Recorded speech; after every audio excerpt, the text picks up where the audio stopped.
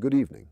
If you've been following the news about Jeffrey Epstein over the past few years, what happened this week in England is something many people thought would never happen. On Thursday morning, February 19th, British police arrested Prince Andrew. Well, he's not actually called Prince anymore. His brother King Charles took away that title last year. His legal name now is Andrew Mountbatten Windsor. But for most of his life, he was known as Prince Andrew, the Queen's second son, a member of one of the most powerful families in the world. Let me be very clear about what happened, because this is important. British police arrested him on his 66th birthday and held him for questioning for 11 hours before releasing him. He has not been charged with a crime yet, but he is what police call under investigation. That means the police are still gathering evidence and deciding whether to formally charge him. Now you might be wondering, arrested for what exactly? The charge is called misconduct in public office. Let me explain what that means in plain English. When Andrew was younger, before all the Epstein scandal came out, he had an official job working for the British government. His title was Special Representative for International Trade and Investment. Basically, he traveled around the world representing Britain to help British companies do business in other countries. It was an important government position. According to the police investigation, Andrew allegedly sent confidential government documents, secret reports that were supposed to stay within the government, to Jeffrey Epstein. These weren't just any documents.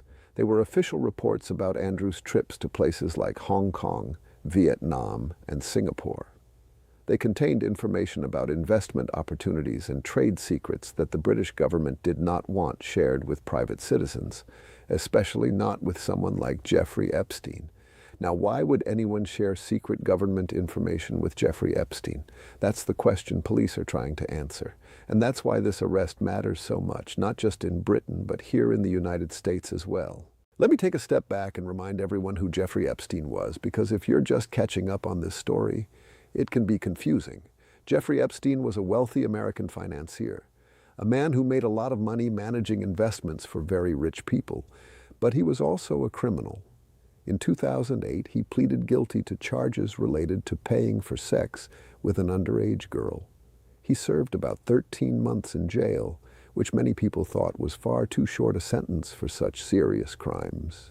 But Epstein's crimes went far beyond that one case. For decades, he ran what prosecutors called a sex trafficking ring. That means he recruited young girls, some as young as 14 years old, and forced or manipulated them into performing sexual acts for him and for his powerful friends.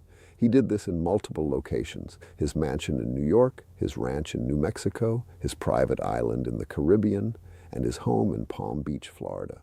In 2019, Epstein was arrested again on federal sex trafficking charges. This time, prosecutors said they had evidence of a much larger criminal operation involving dozens, possibly hundreds, of victims.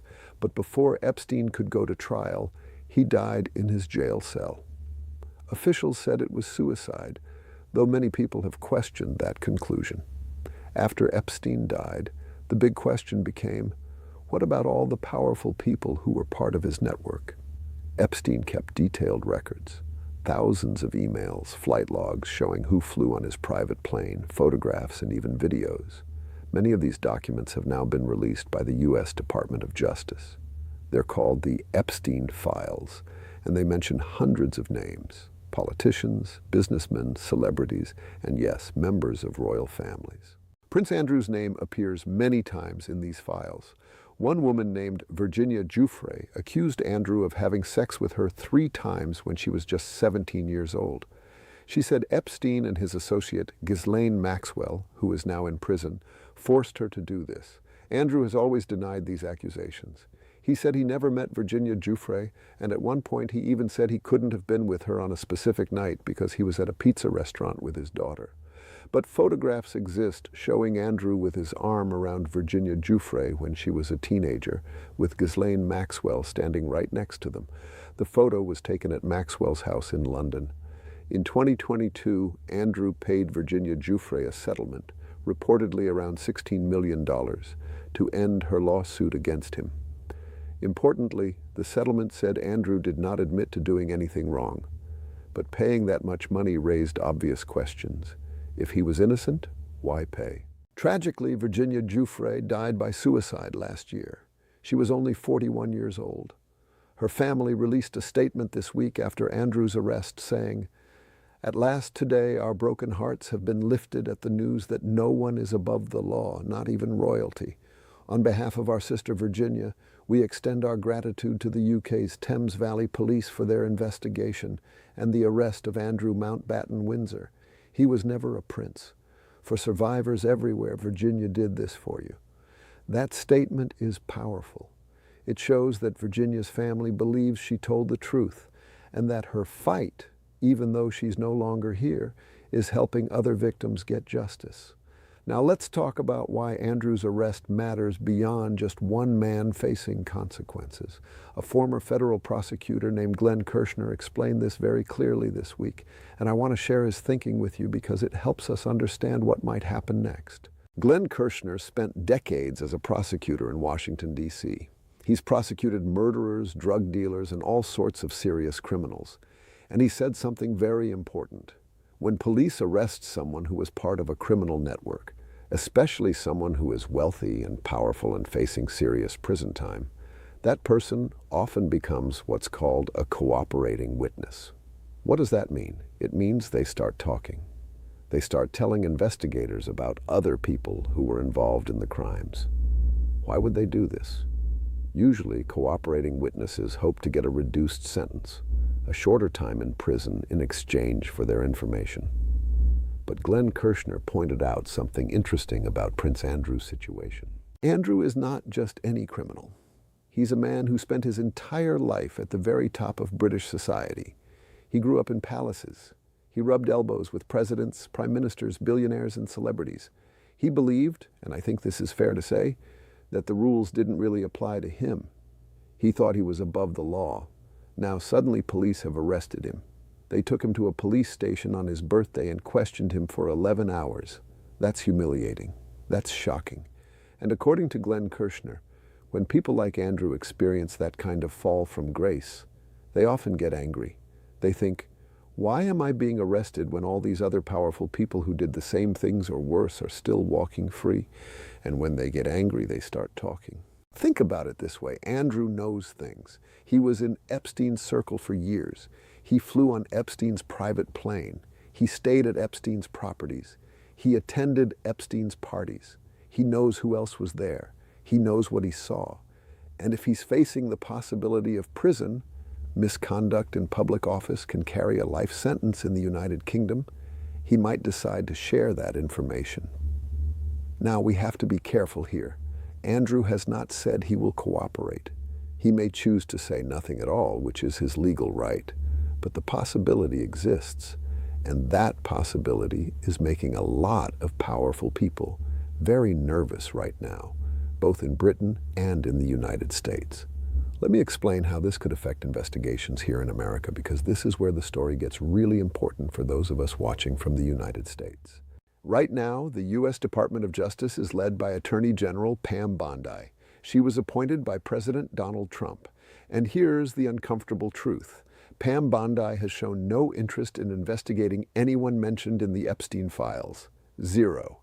Despite thousands of pages of documents, despite hundreds of names, despite clear evidence that many powerful people were part of Epstein's network, the Department of Justice has essentially said, we're not pursuing this.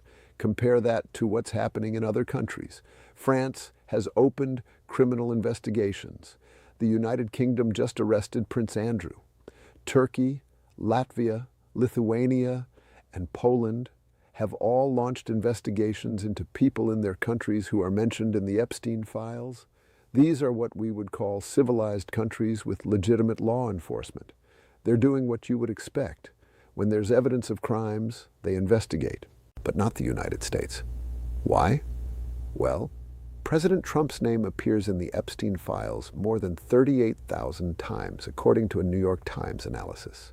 That doesn't mean he committed crimes. Many of those mentions are from newsletters or news articles that Epstein saved. But there are documents with serious allegations. There are FBI reports from witnesses who came forward. There are questions that have never been answered. And Pam Bondi works for Donald Trump. She's not going to investigate her boss. That's just the reality. So what can be done? This is where things get interesting, and where Andrew's arrest in Britain might actually matter for justice in America. Glenn Kirshner, the former prosecutor, explained that there are workarounds. Just because the federal government won't investigate doesn't mean no one can investigate.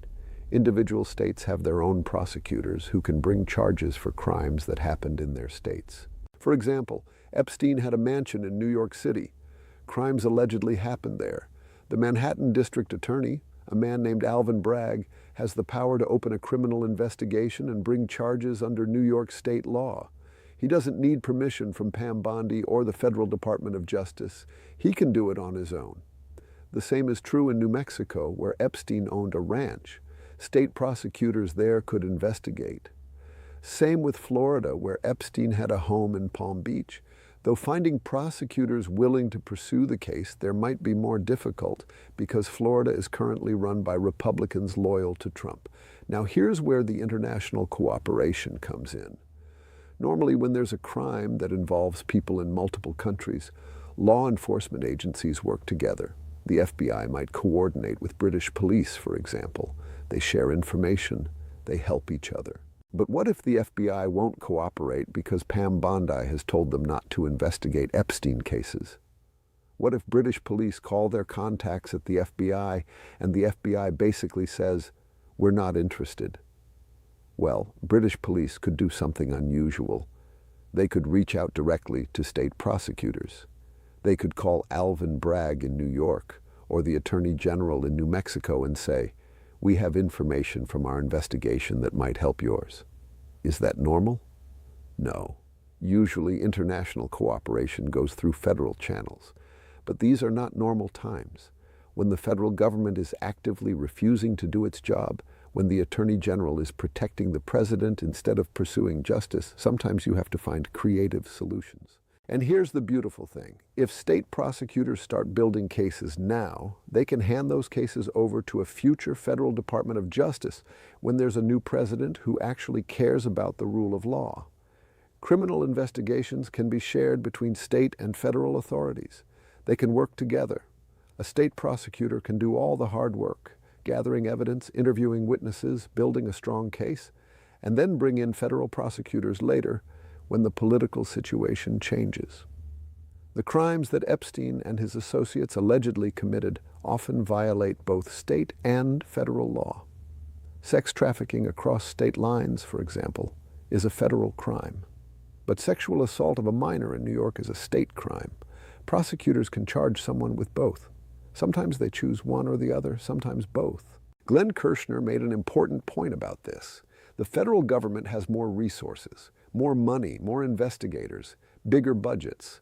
So usually when a crime could be prosecuted either way, it makes sense for the feds to take it because they have the best chance of winning. But the states shouldn't be underestimated. State prosecutors handle 95 to 97% of all criminal cases in America.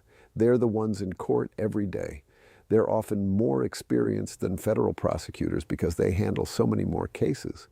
So while the feds might have the biggest hammer in terms of resources, state prosecutors are often the most skilled lawyers in the room. And there's another reason why pursuing these cases at both the state and federal level matters: deterrence. When people see that rich and powerful individuals are being hammered, not just charged, but seriously punished, it sends a message. It tells future criminals, you are not above the law. It doesn't matter how much money you have, how many famous friends you have, or what your job title is. If you commit these crimes, you will face consequences. Right now, that message is not being sent. Jeffrey Epstein is dead. Ghislaine Maxwell is in prison, and that's it. No one else. After decades of abuse involving over 1,000 victims, only 2 people have faced any consequences. That's not justice, that's a cover-up. Now let's talk about what all of this means going forward, because I know many of you watching are wondering, will anyone else actually be held accountable? The honest answer is, we don't know yet. but there are some hopeful signs. First, countries around the world are investigating. Prince Andrew's arrest proves that. It shows that at least some law enforcement agencies are serious about this. They're not letting the scandal fade away. Second, there's public pressure. Polls show that a majority of Americans, 53%, say the Epstein files have lowered their trust in political and business leaders. And 69% agree with the statement that the files show that powerful people in the U.S. are rarely held accountable for their actions. People are paying attention. People are angry. And in a democracy, that matters. Third, there's bipartisan frustration in Congress. You have Democrats calling for investigations, obviously. But you also have some Republicans, people like Thomas Massie from Kentucky, who's a very conservative congressman, saying the same thing. Massie gave a speech on the House floor where he said, "How will we know if this bill has been successful? We will know when there are men, rich men, in handcuffs being perp-walked to the jail. And until then, this is still a cover-up." When you have people on both sides of the political divide agreeing that this is wrong, that creates pressure that's harder for politicians to ignore. But I won't sugarcoat it. The obstacles are real. As long as Donald Trump is president and Pam Bondi is attorney general, the federal government will not pursue these cases. That's just the reality. They have too much to lose politically if the investigations point toward Trump or his associates. So, what can ordinary citizens do? What can you do if you're someone who cares about justice for these victims? First, pay attention. Don't let this story fade from your mind just because the news cycle moves on to other things. Keep asking questions. Keep demanding answers. Second, support journalists and independent media organizations that are doing the hard work of investigating these files and holding powerful people accountable. These investigations take time and money. They need public support. Third, contact your elected representatives, your congressmen, your senators, your state attorney general, and tell them you want investigations. Tell them this matters to you. Politicians respond to pressure from constituents. Fourth, vote. In future elections, ask candidates, will you support full investigations into the Epstein network? Will you push for transparency? Will you hold powerful people accountable regardless of their political party? Make this an issue that affects your vote. Let me close with this thought. Prince Andrew's arrest this week is historic. It's the first time a senior member of the British royal family has been arrested on criminal charges in modern history. Think about that. This is someone who was born into incredible privilege, who spent his whole life protected by wealth and status and family connections. And yet, when the evidence became overwhelming, when public pressure became too great, the police did their job. They arrested him. They questioned him. They're building a case. That sends a powerful message. No one is above the law, not princes, not presidents, not billionaires, no one. The question is whether America will follow Britain's example.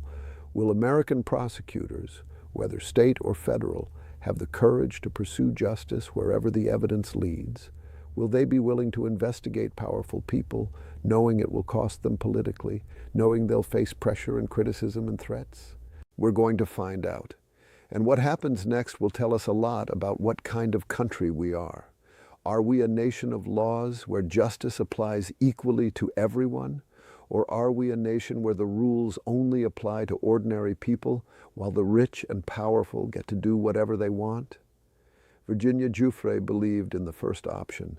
She fought for years to tell her truth, even when powerful people called her a liar, even when they used their lawyers and their money and their influence to try to silence her. She never gave up. And now, even though she's gone, her fight continues. For her, for the 1,000+ other victims, for everyone who has ever been told they don't matter because they're not rich or famous or powerful, we need to demand better. We need to demand justice. Prince Andrew's arrest is one step. It's an important step.